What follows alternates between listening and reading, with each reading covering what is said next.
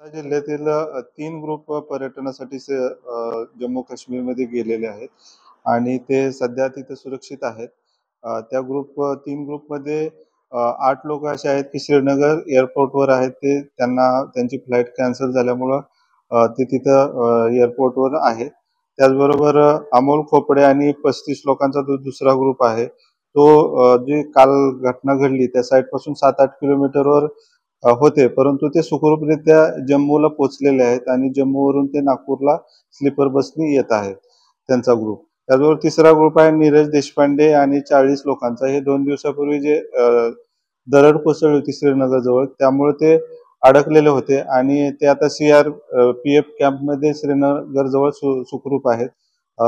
सर्व लोक आमच्या संपर्कात आहेत आणि ते सुखरूपरित्या तिथं आहेत आणि त्यांचे येण्याच्या व्यवस्थेबाबत आम्ही कंट्रोल रूमशी राज्य शासनाच्या कंट्रोलशी संपर्कात आहोत आणि त्यांना सुखरूप लवकरात लवकर कसं इथं पोहोचवता येईल याबद्दल प्रशासन काम करत आहे.